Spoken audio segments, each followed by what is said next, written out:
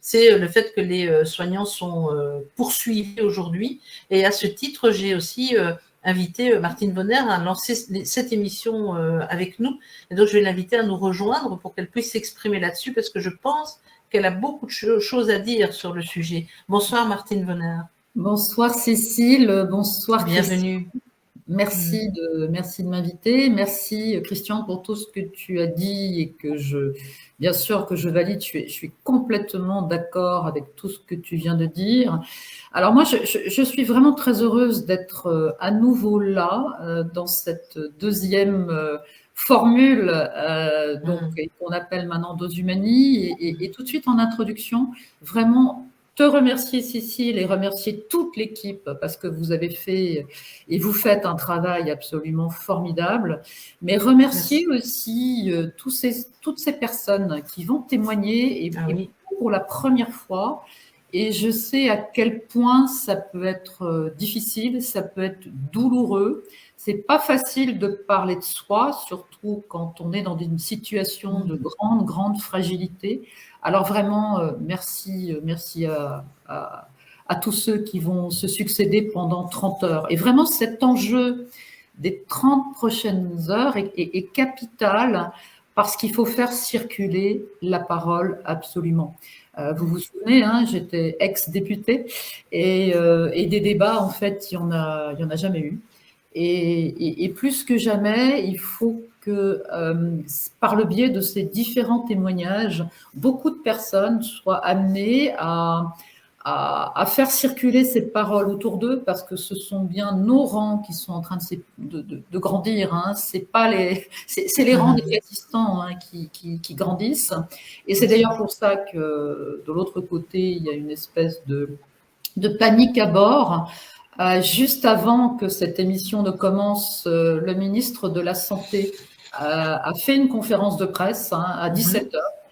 Conférence de presse avec Madame Autran et avec un pédiatre également. Bien sûr, il y a 3 épidémies actuellement, mais si aujourd'hui on n'arrive pas à y faire face, c'est tout simplement parce que, comme l'a dit Christian, et je le répète, l'hôpital public n'a jamais été aussi mal, aussi en difficulté, sans plus aucun moyen. Et je suis très en colère parce que pendant cette conférence de presse qui a duré quasiment 40 minutes, il n'y a pas eu un seul mot pour les soignants suspendus. J'attendais peut-être qu'il annonce, ça aurait été la nouvelle extraordinaire avant qu'on commence cette émission. Marathon de témoignages. Eh bien non, ça a été passé complètement sous silence, mais bien sûr, nous avons entendu des choses que je remets complètement en question. Le vaccin protège de la mort. Ça a été redit, le vaccin protège des décès. Et plus vous allez faire de vaccins en associant en plus les 2 doses grippe et Covid, plus vous allez vous protéger d'un risque de décès. Donc, j'en profite aussi toujours pour répéter que je n'ai bien sûr aucun conflit d'intérêt avec aucun laboratoire et que ma parole est complètement libre, mais c'est très, très important. Et redire, je parlais des débats qui n'ont jamais eu lieu dans l'Assemblée, mais très très vite, pourquoi j'avais demandé au fond qu'il y ait tout de suite un moratoire sur cette injection, c'était parce qu'on n'avait aucune assurance que cette injection fabriquée très très très très vite puisse avoir la moindre utilité. Et on sait aujourd'hui, alors j'avais déjà des doutes avant, mais maintenant il n'y a plus de doutes possibles puisqu'on a toutes ces informations chiffrées, factuelles, sur le site de l'Agence nationale de sécurité du médicament notamment, qui est d'ailleurs en très mauvaise position aujourd'hui à cause du scandale du lévothyrox, hein, il faut le rappeler. Donc on passe de scandale à scandale et plus que jamais, s'il n'y avait qu'un seul message à retenir, c'est arrêtons de vacciner, prenons ce temps, ce recul, parce qu'il y a trop d'effets secondaires graves, trop de personnes aujourd'hui de surmortalité dans des tranches d'âge qui sont tout à fait inhabituelles, des tranches d'âge jeunes. Donc plus que jamais, s'il y a un message à retenir, c'est on arrête tout, et puis on fait peut-être enfin une étude correcte, ou en tout cas on évalue et on redonne ce pouvoir aux soignants, ce pouvoir aux médecins, que d'avoir une évaluation précise bénéfice-risque par patient, parce que c'est pas au niveau d'une société qu'on est en capacité d'évaluer le bénéfice-risque, mais c'est bien dans un dialogue entre le médecin qui s'est fait complètement spolier et écarter de la gestion de cette crise. Donc, repermettons à tous ces médecins qui ont été écartés parce qu'ils ont soigné, parce qu'ils ont toujours fait ce qu'ils savent le mieux faire, c'est-à-dire d'être dans le respect de l'humain qui est face à eux, leurs patients. Ils ont été écartés parce qu'ils ont soigné, ils ont été écartés parce que pour eux, le serment d'Hippocrate, ça veut encore dire quelque chose, parce que le primum non nocere, ça veut encore dire quelque chose. Et tous ces médecins qui ont été convoqués devant les différentes instances départementales ou disciplinaires régionales, j'en fais partie, et en effet, j'ai pas eu le même traitement délicatesse qu'a bénéficié Christian, et je suis vraiment très heureuse pour Christian. L'idée n'est pas du tout de dire mais c'est injuste, non, pas du tout, mais l'idée est de dénoncer aujourd'hui qu'il n'y a plus de liberté de parole, parce que je le rappelle, en plus, je suis un médecin, certes, mais pas tout à fait comme les autres, parce que j'étais députée. Voilà, j'étais parlementaire, et c'est bien la liberté d'expression de la parlementaire que j'ai été de 2017 à 2022 qui a été complètement remis en cause. Et aujourd'hui, le scandale, c'est qu'on déporte, en effet, devant des juridictions ordinales qui n'ont quelque part pas grand-chose à faire dans cette histoire, mais le gouvernement a trouvé la combine pour en effet faire taire, parce qu'aujourd'hui c'est bien cela, c'est permettre de bâillonner toutes les oppositions. Et bâillonner, on fait le lien tout de suite aussi avec le masque. Et c'est vrai que pardon, je suis un peu long, mais dans la conférence de presse, bien évidemment, il a été redit à quel point le masque était utile. Donc, si je ne sais pas, peut-être que le ministre aura envie de venir écouter un petit peu quelques témoignages, mais s'il pouvait nous donner quelques informations sur la moindre étude qui donne des informations claires sur l'utilité du masque dans la population générale, moi je suis très preneuse, parce qu'en effet, depuis le début, je cherche désespérément une étude qui démontrerait que le masque en tissu, pas en tissu, enfin le masque chirurgical classique, puisse avoir le moindre intérêt en population générale. Voilà, c'est absolument, absolument terrible. Voilà. Il y a tellement de choses à dire pour les deux. Je sais qu'on pourrait faire une émission très longue, rien qu'avec vous deux déjà. Il y a tellement de choses à dire, c'est sans fin tout ce qui pourrait être dit de tout ce qui se passe là. Je voulais savoir si... Je peux dire sur ce qu'a dit Martine. Oui, allez-y. Je n'ai pas écouté la conférence de presse du ministre, mais quand il ose dire que le vaccin protège des morts, c'est totalement faux, parce que je l'avais déjà dit il y a plus d'un an, et c'est montré dans beaucoup de pays, le vaccin augmente le risque de mourir si on rencontre le Covid. Et les pays qui ont arrêté la vaccination depuis longtemps, il n'y a plus de morts. Donc c'est le vaccin, ce soi-disant vaccin, c'est pas un vaccin, est un facilitateur du virus qui augmente le risque. Donc, plus vous allez vous faire inoculer, plus vous aurez de chances de faire des formes graves. Il faut quand même le rappeler, parce que là, il y a quand même des données très solides de la plupart des pays. Et il faut arrêter de se laisser berner par des dirigeants qui mentent aux populations. Ce sont des vrais mensonges d'État. Et ce que je voulais juste encore ajouter sur cette liberté d'expression, c'est qu'on est aujourd'hui à un point charnière de notre façon j'allais dire, de subir les médias.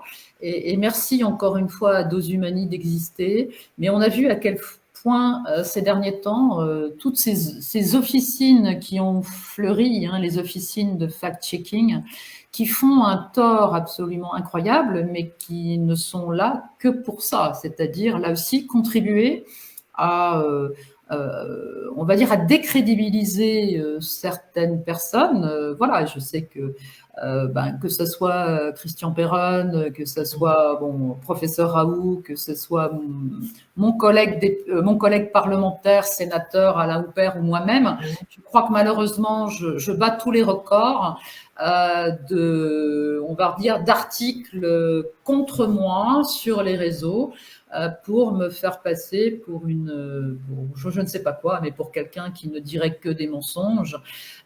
Donc on sait aujourd'hui qu'il y a des contrats qui sont passés entre l'agence France Presse et ses officines, et je tenais à le dénoncer parce que c'est profondément scandaleux que aujourd'hui cette liberté de parole soit empêchée de cette façon-là. Et peut-être dire aussi, parce que dans ce week-end, il se passe beaucoup de choses importantes. Il y a Dos Humani jusqu'à demain soir, samedi, minuit.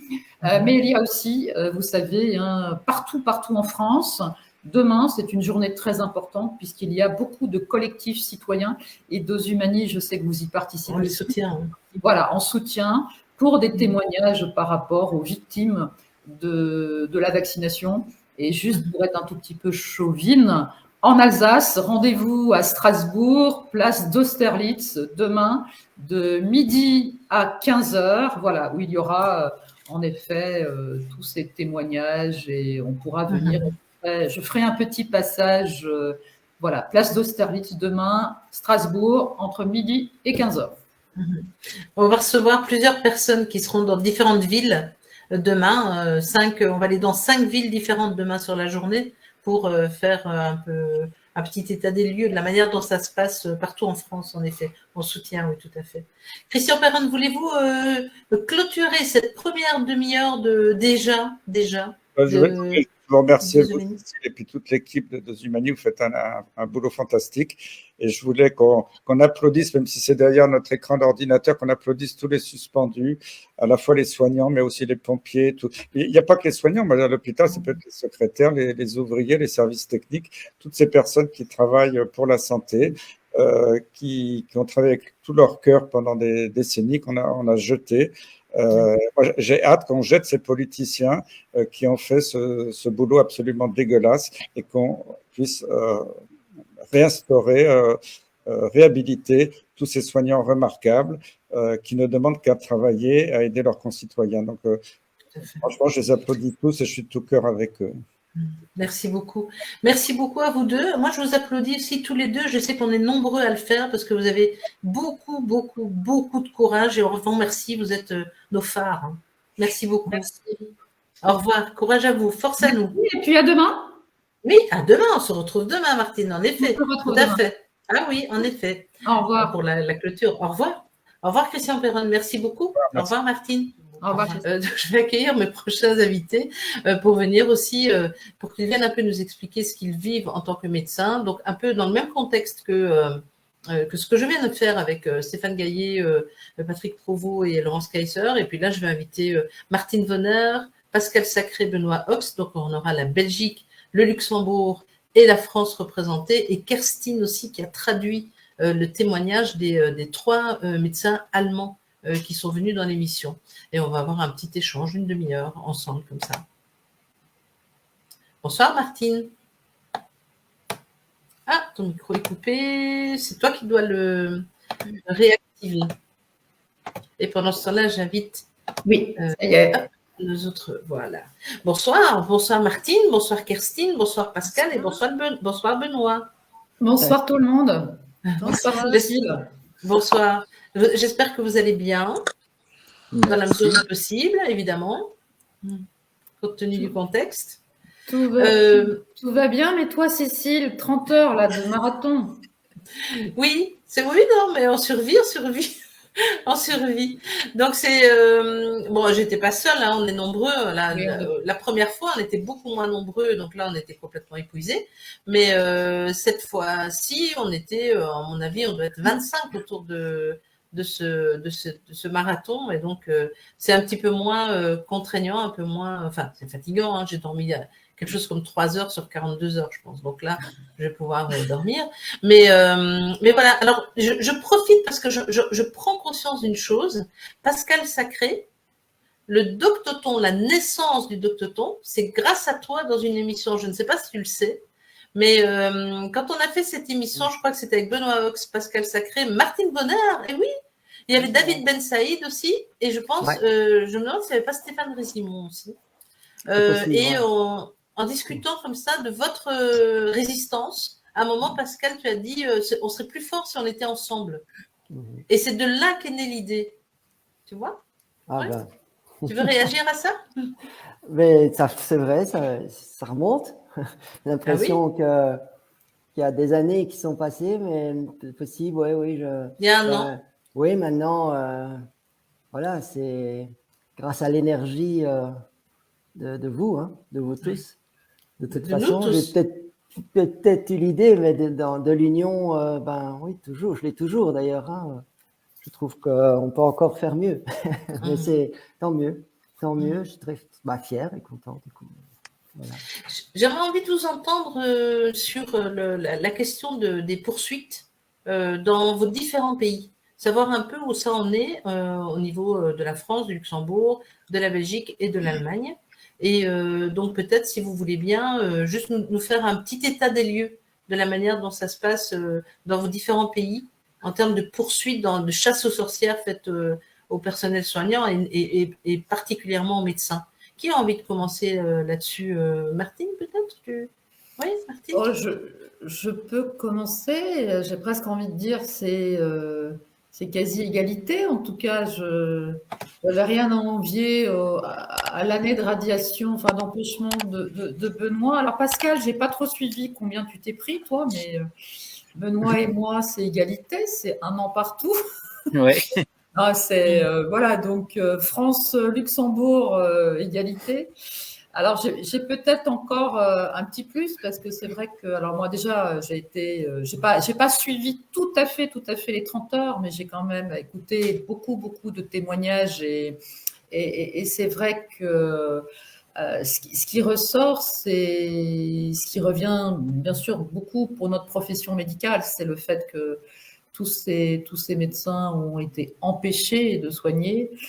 Et alors, ce qui n'était pas tout à fait mon cas directement, puisque moi, j'ai surtout été empêchée de parler, empêchée de débattre à l'Assemblée nationale, empêchée de pouvoir apporter la contradiction auprès du gouvernement qui était présent devant les parlementaires et qu'à tout moment, de ce fait-là, enfin, j'ai eu le sentiment d'être assez impuissante face à un mur complètement incroyable. Alors au début, je pensais que j'avais envie de croire que c'était que de la mauvaise foi et que c'était un chemin simplement erratique qu'ils étaient en train de prendre. Et puis bien sûr, très très rapidement, je me suis rendu compte que quels que soient les éléments qu'on pouvait apporter, aussi factuels qu'ils étaient, de toute façon, c'était pas entendu. Et j'ai repris la petite phrase de Hannah Arendt qui, je trouve, correspond très très bien à le message que je veux passer, c'est la propagande totalitaire se distingue par le mépris extrême des faits. Et aujourd'hui, on a beau s'agiter en disant mais regardez, factuel. Voilà, on avait des doutes au départ de cette injection Covid en disant mais attendez, ça s'est fait tellement vite qu'il faut être très très très très prudent. Et aujourd'hui, on sait très bien maintenant, devant les faits et devant tous ces effets secondaires qui sont affichés, puisque même l'Agence nationale de sécurité du médicament l'affiche très clairement, en tout cas pour le peu d'effets secondaires réellement déclarés, mais en tout cas ils existent bien avec la proportion d'effets secondaires, d'effets graves, mais malgré tout cela, ça continue à être nié complètement. Donc voilà, donc en fait, oui, donc en tant que député, j'aurais pu imaginer avoir une immunité naturelle. parlementaire, mais même là, elle n'existe plus, n'est-ce pas? Il n'y a plus d'immunité parlementaire et que ce soit Alain Houpert, mon collègue sénateur ou moi-même, on a été jugés, enfin en tout cas amenés à comparaître et à être entendus devant nos ordres professionnels, ce qui est totalement aberrant. Voilà. Pour des propos, pour tous les deux, tenus dans un cadre politique. Complètement, tenu uniquement dans un cadre. En plus, moi, j'avais une toute petite différence entre Alain et moi, mais en tout cas, moi, j'avais, on va dire, une dose homéopathique de profession, puisque je travaillais quand même 3 heures par semaine comme psychiatre coordonnateur. Mais vraiment, c'était, en tout cas, à chaque fois que j'ai pris la parole, c'était dans le cadre de mes fonctions de parlementaire. Et c'est ça qui a été, c'est au travers, je dirais, ce filtre-là que j'ai été examinée, certes, mais ils ont retenu que j'étais médecin avant d'être parlementaire. Ceci étant, j'assume totalement. Et voilà, je ne veux pas dire que j'en retire une fierté, mais en tout cas, je n'aurais absolument, je ne regrette rien, je ne changerai rien de cette attitude et de tout ce que j'ai tenté de faire passer comme message depuis mars 2020. Vraiment. Mais ce mépris, en tout cas, on a entendu des mots d'une très grande violence. C'est vrai que la délation, la dénonciation, cette grande souffrance qui a été le fil conducteur de ces conteurs de témoignages. En fait, moi, ce qui m'a fait aussi ne jamais hésiter à dénoncer tout ça, c'est pour moi, ce qui est très important, c'est l'intérêt supérieur de l'enfant. Et au travers de tout ça, c'est vrai que voilà, nous sommes tous adultes, mais on est là, on lutte pour protéger les plus vulnérables. Alors, on parlait des personnes âgées, mais les enfants sont les plus vulnérables, ce sont les adultes de demain. Et cet intérêt supérieur de l'enfant, enfin, en tout cas en France, on s'est complètement assis dessus. Et ce qui m'avait profondément choqué, c'était en 2021, d'ailleurs, j'avais questionné le ministre de la Santé, ces enfants, puisqu'il y a eu 30 000 enfants qui ont été injectés avec des doses adultes en France. Et je n'ai jamais eu aucune réponse des motivations, des raisons, de quels étaient ces enfants, pourquoi ils ont été injectés, que sont-ils devenus, est-ce qu'ils étaient suivis, est-ce qu'il y avait une... Voilà, aucune réponse. Et on n'a pas le droit. Et on sait aussi, voilà, j'ai reçu d'ailleurs, il n'y a pas longtemps, des documents d'un collectif d'orthophonistes qui a fait un travail absolument remarquable sur les conséquences du port du masque, aussi bien les conséquences sur le développement de l'enfant, sur l'acquisition du langage, sur toutes les habilités sociales. Et sur on en avait parlé, Martine, dans le Doctoton spécial enfant, d'ailleurs, de janvier 2022. Et on avait reçu les orthophonistes qui faisaient ce travail d'analyse. Et bien sûr, en tant que psychiatre, aujourd'hui, l'impact psychique à la fois sur les enfants et sur les adultes est vraiment dramatique. Voilà. Je vais donner la parole aux autres invités de cette petite table ronde. Là, je reviendrai vers toi, Martine. Kerstine, j'aurais voulu savoir ce que tu retires des 3 témoignages que tu as traduits, pour le dernier un peu moins, mais des 3 témoignages que tu as accompagnés de ces médecins allemands. Est-ce qu'il y a des éléments que tu as retenus qui t'ont particulièrement marqué? Donc ça, c'est pour se donner une idée de ce qui se passe en Allemagne. Moi, il y a des choses qui m'ont marqué comme bien. Oui, moi aussi, oui. Alors justement, ce que Martine vient de dire par rapport au masque, c'est un très très grand sujet parce que moi j'étais complètement étonnée que une grande partie de ce qui se jouait en Allemagne, c'était autour de ce sujet des masques et les attestations que certains docteurs ont été prêts à donner, à délivrer. Excuse-moi, Kerstine, excuse-moi. Je demande aux personnes qui modèrent les commentaires de ne pas les afficher à l'écran. Merci. Voilà, je te rends la parole. Ça va complètement nous perturber, ça. Vas-y. Alors, oui, les médecins qui étaient prêts à délivrer des attestations contre l'obligation de porter des masques, justement, et ça concerne souvent les enfants, évidemment, ou les ados dans l'école. Et les trois médecins qui étaient invités là, de l'Allemagne, et moi, ça m'a complètement étonnée parce que je me suis dit, c'est quand même pas pour ça, et on en a discuté, Cécile, c'est quand même pas pour ça qu'on peut mettre quelqu'un condamné à la prison et qu'on puisse faire des choses pareilles. Alors ça m'a complètement étonnée. Et, quand tu dis pour ça, pourquoi pour ça? Pour ça? Parce que c'était quand même le grand sujet qui sont donnés des attestations à des parents, à des adultes aussi, mais souvent à des parents. Et justement, dans le cas de Ronnie, qui était là l'an dernier à témoigner, il avait dit qu'il avait donné gratuitement, d'ailleurs, plus que 1000 attestations de masques.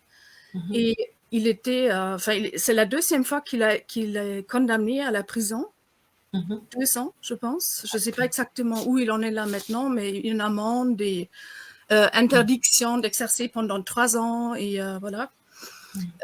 Et dans 24 cas, ils sont restés devant les tribunaux à dire que c'est des cas pas sûrs. Les autres étaient plus ou moins confirmés quand même. Et 24 cas, et ça, c'était juste des enfants dont les parents ont dit, alors mon enfant souffre beaucoup à l'école, ils peuvent plus respirer, voilà, ils font des troubles de toutes sortes. Et c'est ces 24 cas d'enfants, c'est à cause d'eux qui restent condamnés. Et je trouve ça hallucinant. Pour moi, alors, je n'ai pas de mots pour ça. Oui, non, mais il n'y a pas de mots. Et puis, j'ai été aussi très, très choquée par ce que disait je pense que c'est Gudrun, je pense qu'il a parlé de ça, le médecin qui ont des bracelets électroniques. Oui. C'est juste hallucinant. Oui, oui. Absolument, absolument. Et il y a Caro là aussi qui voulait absolument que je dise encore que cette criminalisation des médecins, elle trouve ça tellement horrible. Donc, on ne s'attaque pas aux vrais criminels, encore une fois, mais on s'attaque à ces médecins. C'est ça. Et elle, par exemple, elle est considérée criminelle même devant des membres de sa famille. Alors, c'est vraiment incroyable. Hein? Et les punitions qu'elle risque d'avoir, c'est pour ça qu'elle reste au Mexique pour l'instant. Elle ne peut pas rentrer en Allemagne. En Allemagne. Elle ne peut pas voir sa famille, ni ses enfants, ni ses petits-enfants. Donc, c'est quand même incroyable. C'est violent. Ouais. Oui. Pascal Sacré, pour la Belgique, ça se passe comment maintenant, cette chasse aux sorcières? Bonjour Martine, Benoît, Cécile et Kirstine. Oui, tu disais. Oui, donc je te demandais comment ça se passe pour la Belgique maintenant. Écoute, c'est la même chose que dans presque tous les pays, je crois. C'est également une pression, l'omerta, la censure et une chasse aux sorcières. On est tous les médecins qui ont pris la parole, qui publiquement. Ils sont tous unis. Oh oui, ça c'est sûr. Ah ça, plus que jamais. Bah oui, parce que nous on en est les trois preuves, mais il y en a plein d'autres. C'est vrai, quand j'ai l'impression, en tout cas, j'ai parlé pour moi, mais je pense que c'est également pour Martine et Benoît. Plus ils vont nous attaquer, plus on sera là, plus on sera solide. Moi, c'est sans crâner, sans faire le malin par rapport au risque réel. Moi, mon histoire, c'est quand même, d'avoir été licencié sans indemnité par mon hôpital pour avoir critiqué publiquement la gestion de cette crise par les autorités et par les hôpitaux. Ensuite, dans la foulée, j'ai été convoqué à la police quand même pour un délit de presse, ce qui est jamais vu en Belgique les 40 années qui ont suivi. Heureusement, ça s'est terminé sur rien. Ensuite, liste noire, pas moyen de retrouver un travail. Donc, on est en pleine pandémie. Je suis anesthésiste, intensiviste. On manque de personnel. Moi, je ne sais pas retrouver du travail. Et l'ordre des médecins, comme Laurence Kayser, mais tous les médecins belges sont également poursuivis par l'ordre des médecins. Moi, je suis à mon deuxième passage, je n'ai pas encore eu de sanction. Donc, je vais passer au mois de janvier, 18 janvier, là, pour qu'ils évaluent la sanction qu'ils vont m'infliger. Voilà où j'en suis. Mais comme dit Benoît, et je pense qu'on est tous d'accord, là, les 3 médecins en tout cas. Moi, en tout cas, moi, je ne ploierai pas, je ne reculerai pas, et je continuerai à faire ce que je fais depuis 2 ans maintenant, parce que voilà, je suis à ma place. Je reviens à Benoît, parce que tu renvoies vers Benoît, très justement. Quand on a donc fait l'université d'été résistante en septembre, à la fin, Benoît, tu m'as fait pleurer, parce que tu as une vive émotion en parlant de cette famille que vous créez là, que nous créons d'ailleurs, nous tous les résistants. Et c'est vrai qu'on sent ça très très fort chez les médecins notamment résistants, mais chez tous les soignants. Dans cette résistance, il y a une solidarité incroyable qui est née, Benoît. Alors, première chose, j'aimerais dire, je suis très très content de les avoir les deux là. Excuse-moi Kerstin, mais Martine et Pascal, j'ai pas envie de dire c'est mes préférés, mais si tu peux, t'as le droit. C'est dès le départ. Ça remonte à très très loin. Pascal, c'est un des premiers à avoir été sanctionné. Martine, c'est la première à m'avoir téléphoné. Je vous aime. J'ai parlé de mardi. Mardi, j'étais à Bruxelles. On était pour Alain Collignon. D'ailleurs, Alain Collignon, ils ont baissé leurs pantalons. D'ailleurs, hein. Ils ont trouvé un vice de forme pour ne pas avoir à le juger. Donc, la suspension a été enlevée. Mais il y avait un esprit à Bruxelles où on était plusieurs ensemble. D'ailleurs, on a fait une photo avec plusieurs, avec Pascal, avec Frédéric Laurence, il y avait Anne Franchimont, il y avait Frédéric Guareguer qui est très très bien. Et puis il y a encore toute une liste avec David, avec Michel Bureau, avec plein d'autres personnes. Il y a vraiment une ambiance de famille en Belgique. Donc, quand Pascal a voulu créer le Doctoton, on voit l'ambiance qu'il y a à Bruxelles. L'ambiance qu'il y avait à Bruxelles, c'est vraiment une ambiance de famille. Et on a plaisir à se retrouver. Et tout le monde fait le trajet pour aller aider les autres. C'est vraiment une ambiance fraternelle. Donc, c'est vraiment un exemple à suivre, la Belgique. Bien sûr. J'en ai parlé à Emmanuel Darle ce soir. J'aimerais qu'elle invite les Belges, qu'elle les fasse passer aussi. Ils donnent leur... Martine, elle a fait un travail énorme. Martine, j'ai envie de dire, c'est incroyable. Ils l'ont fait. Ils t'ont suspendu. Mon Dieu, qu'est-ce qu'ils sont bêtes. Mais c'est une atteinte à la démocratie. On a les preuves qu'il y a une atteinte à la démocratie. On n'a pas le droit de sanctionner une députée. C'est pas possible. C'est une atteinte à la démocratie. Complètement. Oui. Ils l'ont fait. Ils l'ont fait. Dis-toi, je voulais savoir, j'ai envie de faire un petit tour de table comme ça, vraiment pour clôturer, pour mettre fin à cette émission, pour terminer cette émission. Quel est le message que vous voudriez passer aux personnes qui nous regardent aujourd'hui ou éventuellement aux médecins? J'ai envie de dire, ça va craquer, ça va craquer quelque part. Alors, ça va peut-être craquer aux États-Unis. J'ai un espoir que ça craque au Luxembourg. On va embêter par l'intermédiaire des avocats, d'un groupe d'avocats et d'un groupe de médecins, on va les embêter. On ne sait jamais, ça va peut-être marcher. Je me dis que quelque part, il va y avoir une faille dans l'histoire. Ça peut venir aussi de politiques qui commencent à avoir peur, ça peut venir de journalistes qui commencent à avoir peur, ça peut venir de plein de choses. Il y aura des failles, parce que c'est obligatoirement un scandale, toute cette histoire. Le jour où on va arriver à démontrer qu'il y a une augmentation de la mortalité, que ce sera vraiment officiel, ça va faire mal, ça va vraiment faire mal. Martine continue à faire un travail énorme pour ça et plus dans les médias. Donc, on va trouver une faille un jour. J'ai envie de dire que quand même le pays le plus dur, c'est quand même la France. Hein. Ils sont vraiment, ils ont encore l'obligation vaccinale pour travailler. C'est le seul pays au monde, je crois, hein, Martine. Oui, c'est le seul pays au monde. Il restait la Grèce, mais la Grèce réintègre tous les soignants d'ici Noël. L'Italie l'a fait. Voilà, je crois qu'en Belgique, cette obligation réellement dans la loi n'a jamais été inscrite. Donc oui, la France reste le pays le plus dur, le plus violent, le plus méprisant. Et là, il y avait une conférence de presse encore hier après-midi de notre ministre de la Santé, Brown, qui n'a pas eu un seul mot pour les soignants, alors que tous les hôpitaux sont en train de craquer, tous les services d'urgence du fait voilà, du virus respiratoire syncytial est petit. En fait, c'est l'épidémie habituelle, mais puissance je ne sais pas combien.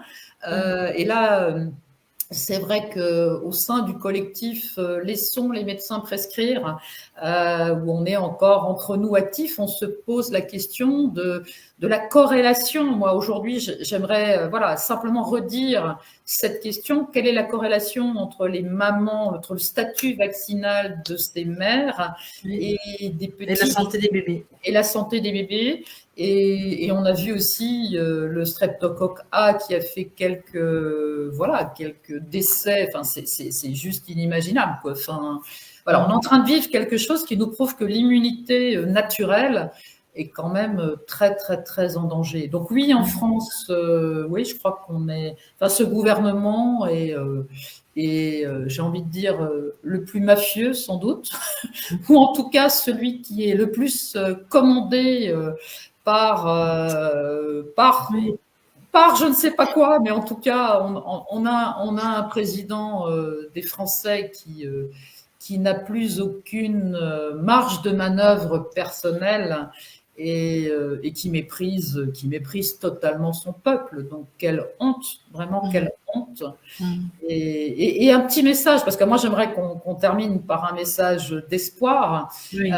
Et je suis tout à fait d'accord. Tout à l'heure, tu as repassé une petite vidéo de Kennedy Junior, mais en fait, c'est exactement ce que je dis et ce que j'ai encore redit tout à l'heure, puisqu'on était réunis à Strasbourg avec les photos des victimes de la vaccination, etc. Mais nos rangs grossissent tous les jours. Tous les jours, il y a de nouvelles personnes qui comprennent. Tous les jours, il y a de nouvelles personnes qui se posent des questions. Et oui, ça va craquer. Je suis sûre que la digue va craquer parce que c'est pas possible autrement. Le bien gagne toujours, j'en suis sûre. Merci. Ah, c'est un message tellement positif. Oh là là.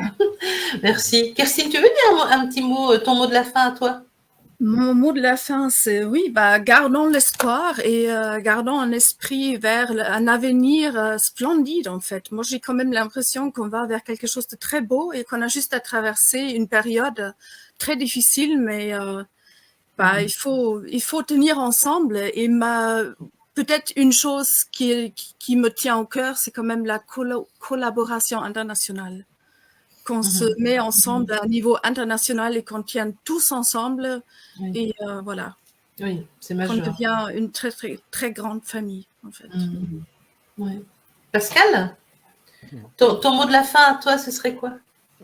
Tu disais un message aux médecins. Les médecins, bon, je ne parle pas des médecins, les vrais corrompus, mais pour beaucoup de médecins qui se sont fait avoir aussi, qui peuvent regretter.